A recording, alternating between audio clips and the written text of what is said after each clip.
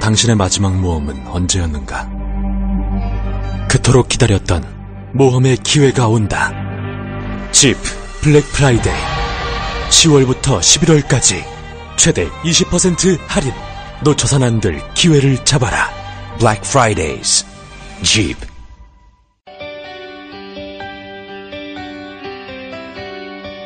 문제적 뉴스를 짚어보고 대안을 제시합니다. 새로 고침 대한민국.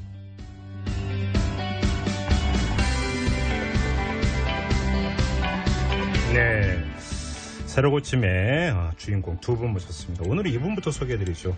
모창익 인권인대 사무국장 모셨습니다. 어서 오십시오. 네, 안녕하세요. 멘트 준비를 안 했는데. 아, 네. 네. 자, 노영희 변호사님 모셨습니다. 어서 오십시오. 네, 50원으로 세상을 바꿀 수 있습니다. 색다른 시선 노영희 변호사입니다. 네. 문자 참여. 네, 그렇습니다. 좋습니다. 오늘 아마 또 뜨거운 주제이기 때문에 좀 이따 문자 참여 안내해드리겠습니다. 그렇지 않아도 모창익 국장님 좀 이 계전의 정이 안 보여요. 그죠? 반성하겠습니다. 본론 들어가기 전에 앞서 이용주 의원하고 사선방지법 얘기했거든요. 인터뷰 네, 들었습니다. 네. 그러니까 한 의원이 자기 같은 지역구에서 내리 3번까지는 하는데 4번부터는 안 된다. 정하고 싶으면 다른 지역구로 가라. 이게 이제 사선방지법인데 노영희 변호사님 찬성하십니까? 반대하십니까? 저는 기본적으로 그런 식의 강제 규정은 원래 찬성하지 않습니다. 오, 단호하십니다. 오창익 국장님. 저도 반대고요. 황당하다는 생각이 듭니다. 아니, 왜냐하면 황당하기까지 합니까? 근데 아니, 법으로 지역 유권자의 권리를 침해하는 거잖아요. 근데 그걸 문자 많이 듣는데 문자는 거의 대부분 네, 찬성인데. 문자는 아니, 찬성적이겠죠. 그리고 실제로 그 법이 통과될 리도 없지만 된다 치더라도 네. 그 당에 우리가 잘 아는 이를테면 정동영 의원 왔다 갔다 하셨죠. 네. 그 다음에 천정배 의원도 뭐 안산에서 시작해서 비록 맞네. 낙선을 했지만 네. 뭐 그러다 광주까지 가신 거잖아요. 네. 뭐 그런 경우가 숱하게 많은데 어떤 의미가 있냐는 거예요. 그래서 이용주 의원이 왜 이런 걸 발의했는지. 네. 그러니까 정치 신인의 정치 입문을 좀 더 넓히자. 이런 거죠. 문턱을 낮추자. 아니 그러니까 그 당에서 네. 다음 총선 때 정치 신인의 문턱을 넓히면서 국민의 네. 선택을 잘 받으면 되죠. 좀 의아했습니다. 네. 노영희 변호사님은 왜 반대하세요? 그런데 기본적으로 취지 자체는 사실 공감할 수 있는 부분이 많다고 봐요. 예. 왜냐하면은 그 신인들이 사실 진입하기에는 매우 그 장벽이 높은 곳이 바로 이런 정치계이기 때문에 그렇기 때문에 우리가 비례대표제 같은 것들도 사실은 운영하고 있는 거거든요. 네. 근데 그럼에도 불구하고 아까 이제 얼핏 말씀하셨지만은 실제로 그 유권자들이 그 국회의원을 선택할 권리 자체를 근본적으로 지금 여기에서는 몰각시키는 부분이 하나가 있는 거고요. 예. 또 하나는 실제 그러한 강제 규정으로 인해서 얻고자 하는 그런 실익과 예. 그다음에 그 반대되는 그 뭐 좀 약간 어그러질 수 있는 혹은 우리가 잃어버릴 수 있는 그런 피해 같은 것들을 이제 비교해서 형량을 해보게 되면 네. 우리 국민들의 수준이 사실은 상당히 높아져 있고 또 국민들의 의식 수준 같은 것들을 그 정당에서 제대로 이해하기만 한다면은 사실은 그런 강제 규정 없어도 즉 국민의 기본권을 침해하지 않고서도 제대로 할 수 있지 않을까 생각합니다. 오히려 이제 정당의 공천 과정 이런 걸 통해서 걸러내면 되지 않느냐 이런 지적이신 것 같은데요. 자, 우리 애청자 여러분들 아무튼 그때 찬성 의견이 많이 왔다는 것도 함께 밝혀드리고 이거는 이풀기 토크였고요. 네. 오늘의 본론으로 들어가도록 하겠습니다. 이제 아마 이제 본격적으로 이제 개헌 이야기가 시작이 될 것 같아요. 네. 국회 개헌특위가 본격적으로 이제 가동이 되기 시작을 했는데 뭐 여러 어떤 뭐 사실은 이제 그 논쟁 사안이 잠복이 되어 있다고 봐야 됩니다. 오늘 여기서 이걸 다 풀어 헤치는 것 자체는 물리적으로 불가능할 것 같고요. 오늘은 제 1탄으로 만족을 하면서 딱 두 가지만 두 분께 여쭤보도록 하겠습니다. 그 MB 정권 때 주어가 없다는 말이 유행했었죠. 네. 어제는 주어가 다르다라는 말이 이제 나왔는데 오늘 이야기는 주어를 바꾸자입니다. 뭐냐면 평등권 조항에서 모든 국민은 평등하다를 모든 사람은 평등하다로 바꾸자. 네. 이러니까 이야기가 지금 나오고 있다는 겁니다. 개헌특위에서. 일단 네. 뭐 찬반이 아니라 이건 어떤 뜻으로 이런 이야기가 나오는 건지 노영희 변호사님 좀 설명 좀 해주세요. 지금 우리 그 헌법 10조에 보면은 모든 국민은 인간으로서의 존엄과 가치를 가지며 행복을 추구할 권리를 가진다. 네. 이렇게 되어 있지 않습니까? 예. 여기서 국민이 아니면 즉 외국인이라던가 무국적자라던가 이런 사람들은 그러면 인간으로서의 존엄과 가치를 가지지 못하는가? 네. 이들은 행복을 추구할 권리를 가지지 못하는가? 이런 문제가 사실은 생길 수 있지 않습니까? 예. 그래서 국민이라고 하는 그런 개념을 포함시키는 좀 더 포괄적인 의미에서 사람이라는 그 단어로 이 주체를 바꾸게 되면은 실질적으로 이 모든 인류애적인 기본권이라던가 우리들이 가져야 될 가치라던가 이런 것들이 한꺼번에 전부 다 이렇게 될 수 있지 않나라는 하는 입장에서 굳이 국민이라고 하는 것으로 한정짓지 말자 이런 취지에서 지금 사람이라는 것으로 바꾸자라는 얘기가 논의되고 있는 것이죠. 그럼 이제 그런 어떤 만약에 바꾸는 건 전향적인 어떤 그 개정이라고 평가를 하시는 거고요. 그렇죠. 사실은 그것이 맞다라고 보는데 다만 그런 경우에 이제 문제가 될 수 있는 게 예컨대 선거권이나 피선거권이나 공무단위권 같이 국민이라는 테두리가 필요한 부분이지 않습니까? 그렇죠. 네. 그런 부분에 대해서는 국민이라고 하는 것을 다시 집어넣어서 그러니까 제외시킬 수 있는 부분을 명확히 해주면 되는 게 아닌가 이런 생각하고 있습니다. 오창 국장님은? 뭐 노 변호사님 말씀대로입니다. 선거권에 대해서는 선거법에서 규정하면 되죠. 하위법. 이건 최고의 규범이고 대한민국이 도대체 어떤 나라인지를 알려주는 법 아닙니까? 법 중의 법인데 이 법은 정말 대한민국의 원칙을 그대로 드러내야 되는데 이를테면 우리가 국적이 없다고 해서 재미교포, 제주교포는 좀 남처럼 대할 거냐 하는 문제가 있잖아요. 지금 얼마나 많은 그 외국인들이 또 이주민으로 한국에 들어와 있습니까? 그분들은 모른 척 할 거냐? 뭐 전혀 아니거든요. 그래서 지금 뭐 네덜란드 같은 경우도 그렇고요. 많은 나라들이 이 헌법상 권리 주체를 국민이 아닌 사람으로 규정하고 있습니다. 이거는 뭐 시대적 흐름이고요. 국제적으로도 이런 흐름이 이미 형성되어 있다고 봅니다. 또 하나는 헌법을 이제 개정하거나 하는 나라들이 있는데요. 이를테면 우리가 그 아파르테이트 이후에 남아프리카 공화국이 그랬죠. 또 뭐 우고 차베스 저 베네수엘라가 그랬고 뭐 이런 나라들 보면 헌법 조문이 자꾸 길어집니다. 그러니까 국민들의 삶 또는 모든 사람들의 삶이 복잡해지기 때문에 헌법에 더 많은 것을 담고 그래서 국가가 국민 또는 사람들에게 어떻게 하겠다는 약속을 자꾸 많이 하게 되는데요. 이런 흐름까지 반영해 볼 때 모든 국민을 모든 사람으로 바꾸는 건 굉장히 적절한 전향적인 조치라고 생각합니다. 자, 이제 본격적으로 이야기가 시작이 되는데 우리 애청자 여러분도 좀 함께해 주십시오. 문자 참여청 활짝 열어놓고 기다리고 있겠는데요. 앞서 노영희 변호사께서 말씀하신 대로 50원의 유료 문자입니다. 우물정 0951, 우물정 0951로 보내주시면 되는데요. 자, 저희가 일전에 한번 최저임금제를 적용하는 대상에 외국인 노동자도 포함이 돼야 되느냐 말아야 되느냐라는 주제를 가지고 한번 논의를 한 적이 있었습니다. 그러니까 그렇습니다. 권리 주체를 모든 국민이 아니라 모든 사람으로 바꾼다라고 했을 때 조금 전에 이제 노영희 변호사께서 말씀하신 선거권이나 그런 피선거권은 어떻게 되느냐의 문제, 나아가서 뭐 사회보장제도에 있어서 어떤 적용 대상의 문제라든지 사실은 여기서 파생되는 이야기가 상당히 많이 있지 않습니까? 이 문제를 어떻게 교통정리를 해야 됩니까? 말씀드린 것처럼 그건 하위법에서 정하면 되는 거죠. 그러니까 뭐 선거권은 어디서부터 어떻게 가져야 되느냐 헌법사항은 아니거든요. 잠깐만요. 그러니까 지금 지방선거 같은 경우는 국내 거주 몇 년 이상 외국인도 선거권은 있죠. 그러니까 선거법으로 규정하는 거기 때문에 몇 살 이상이 선거를 하는 게 맞는 거냐 이런 게 다 헌법사항은 아니고 그래서 하위법에서 정하면 되는 거고요. 그 하위법의 체계를 크게 흐트리지 않아도 좋다. 헌법은 물론 규범력도 있습니다만 국가의 원칙을 정하는 거니까 우리가 원칙을 이런 방향으로 한번 가보자라는 면에서는 뭐 바람직하다고 봅니다. 그러면 제가 여기서 퍼뜩 떠오르는 게 있는데 그 재외 국민에게 이제 그 투표권을 부여할 때 어떤 잠깐의 어떤 논란이 있었냐면 재외 국민 같은 경우는 세금도 안 내는데 왜 그러면 그 이런 권리를 주느냐라고는 일각의 어떤 뭐냐면 주장도 있었거든요. 그러니까 만약에 근데 이런 시각이 계속 유지가 된다면 모든 국민을 모든 사람으로 바꾸는 것에 대해서 나는 반대요라고 하는 사람이 또 나올 수 있는 거잖아요. 이 점 어떻게 봐야 될까요? 저 한 말씀드리고 싶어요. 그러니까 권리라는 게 무슨 의무를 이행해야 받을 수 있는 게 보장받을 수 있는 게 아니거든요. 대가가 아니다. 그럼요. 저희 어머니도 군대 안 갔다 왔는데도 선거권이 있으시잖아요. 그것에 대해서 누가 뭐라고 그럴 수 있습니까? 저희 애들이 뭐 소득이 없고 그다음에 세금을 내지 않는데도 불구하고 선거권이 있는 거예요. 19살이 넘었기 때문에. 그래서 그 권리라는 건 당연히 갖는 것이기 때문에 의무 이행하고는 별개의 문제인 거죠. 그래서 우리 헌법의 제2장이 국민의 권리와 의무라고 돼 있어서 많은 분들이 혼동하시는 것 같은데 권리와 의무가 병렬적인 게 아니라 이게 10조부터 39조까지인데 10조부터 37조가 전부 권리. 그다음에 뒤에 꼴랑 2개만 의무인 거예요. 이게 헌법 조문의 구성이거든요. 이 점을 좀 봐주셨으면 합니다. 아무튼 지금 중요한 점을 지적을 해주죠. 그러니까 권리는 의무를 이행하고 있는 대가는 절대 아니다. 이 점을 확실하게 지금 이제 그 오창익 국장께서 말씀을 해주셨고요. 노영희 변호사님 좀 받아주시죠. 사실 그 말씀이 맞습니다. 이제 그런데 이제 우리가 가장 그런 식의 지금 개념이나 사고를 받아들이지 못하는 이유 중에 하나는 네. 헌법이라고 하는 것이 국가를 전제로 해서 만들어진 법이다라고 생각하는 것 때문에 그렇습니다. 그러다 보니까 그렇죠. 예, 네. 그러니까 대한민국이라고 하는 그 국가 내에 있는 사람들에게 적용되는 전체적인 상위법인데 네. 그 상위법을 적용하기 위해서는 대한민국이라고 하는 테두리 내에서 우리들의 뭐 의무적으로 해야 되는 것이 있으면 의무를 먼저 다 하고 그래야지만 그 사람들에게 어떤 권리 주는 게 당연한 거 아니냐라고 네. 하는 이제 기존의 생각이 있었기 때문에 예. 지금 말씀하신 그런 부분들이 나온 거였거든요.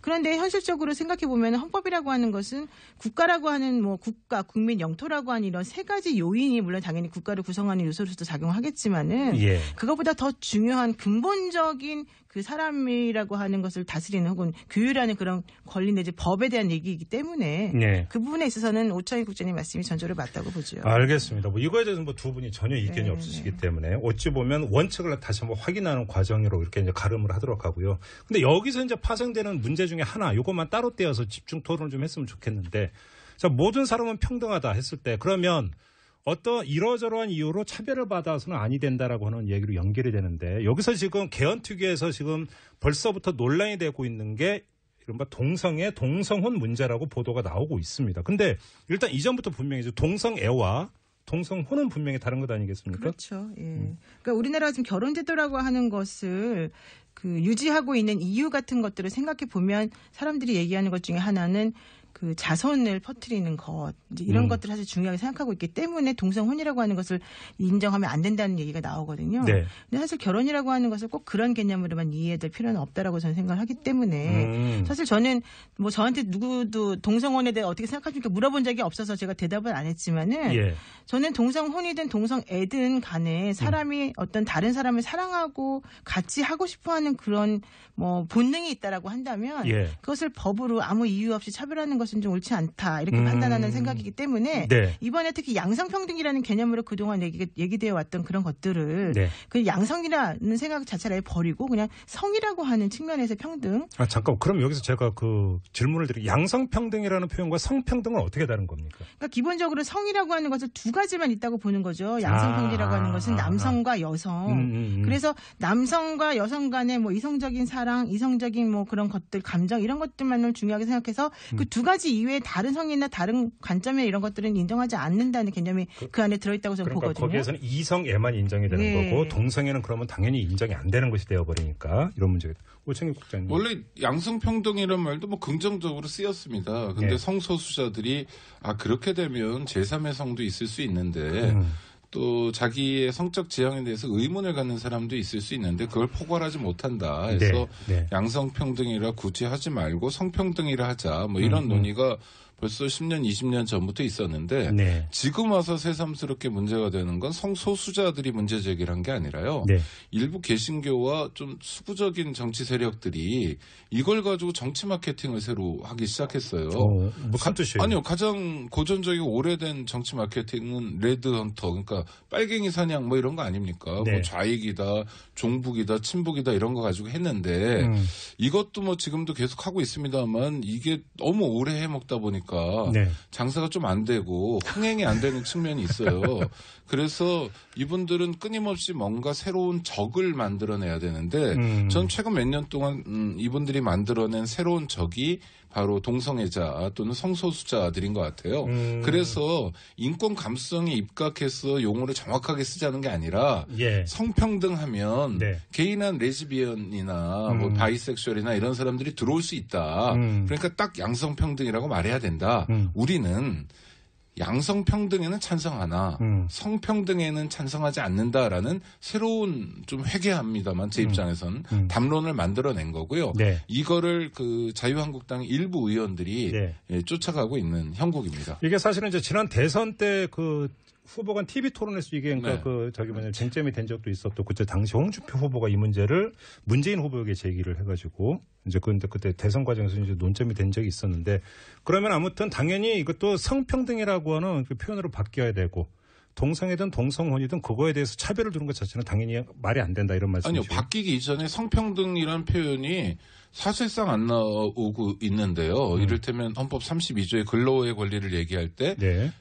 그 87년 헌법은 여성도 여자라고 불렀습니다. 우리가 30년 전에 좀 이렇게 용어에 대해서 민감하지 않았던 것 같아요. 누구나 하여튼 여자가 뭐 차별받지 않는다라든지 고용이나 뭐 이런 데서 또 특별한 보호를 받아야 된다든지 뭐 이런 식으로 규정하고 있고요. 34조에서도 또 여자는 좀 뭐 사회보장이나 사회복지에서 특별한 배려를 받아야 된다. 이런 정도만 있고 전반적인 의미에서의 성평등은 언급하고 있지 않습니다. 근데 이게 어디서 볼 수 있냐? 헌법 11조에 이제 법 앞에 평등하다 하면서 대한민국 헌법 몇 가지 요소들을 이야기하고 있는데 그건 너무 부족하다는 거예요.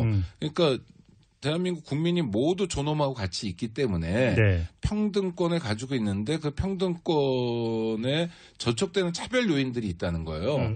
2001년에 만들어진 국가인권위원회법 같은 경우에 차별 요인을 40몇 개인가 나열하고 있습니다. 굉장히 그렇게 많아요? 아니 우리 사회가 그런 차별이 실제로 많기 때문이에요. 뭐 이를테면 성별, 종교, 장애, 나이, 사회적 신분, 출신 지역 차별 있잖아요. 너 경상도냐 전라도냐 뭐 출신 국가, 출신 민족, 용모 가지고 차별이 있습니다. 그다음에 기혼, 미혼, 별거, 이혼 뭐 이런 혼인 여부, 임신 또는 출산, 가족 형태, 인종, 피부색, 뭐 사상, 정치적 의견 뭐 굉장히 많고요. 또 병력 같은 것도 차별이 있습니다.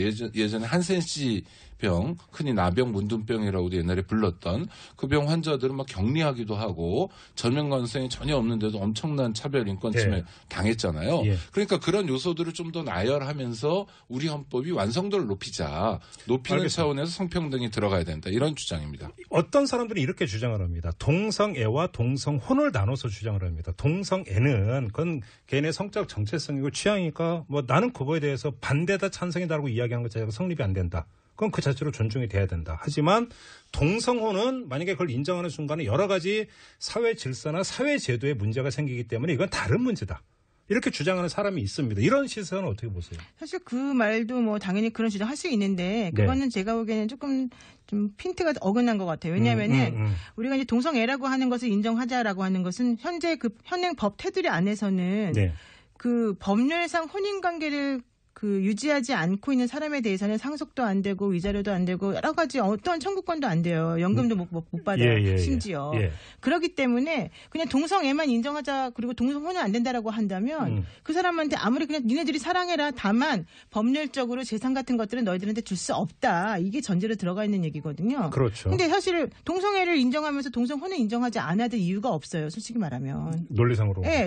우리가 왜 내가 사랑하는 사람에게 내가 죽고 난 다음에 내 자산을 물려주고 싶다. 이게 상속인데요. 내가 사랑하는 사람이 나와 성이 같다는 이유만으로 그 사람에 대해서 그 법률적 혼인관계 유지하지 못하게 하고 그 사람에 대해서 내가 상속도 못하게 한다? 이건 사실 부당한 거 아니겠습니까? 지금 똑같은 말씀인데 5521님은 어떤 문자를 주시냐면 동성혼 인정은 상속 및 이혼 위자료를 목적으로 한다는 외국 연구 결과도 많던데 이건 어떻게 생각하세요? 라고 질문이 들어왔습니다. 그러니까 만약에 상속이나 이혼 위자료 등이나 여러 가지 청구권 등등을 법률혼을 가지고 있는 그 지위에 있는 사람에 대해서만 주는 것으로 지금 하는 이런 제도를 없앤다면 사실 저런 말도 없어지죠. 아니, 저렇게 말씀하시는 건 어떤 의미냐면 결혼이라는 건 상속 때문에 하는 거다라는 거랑 똑같은 거예요.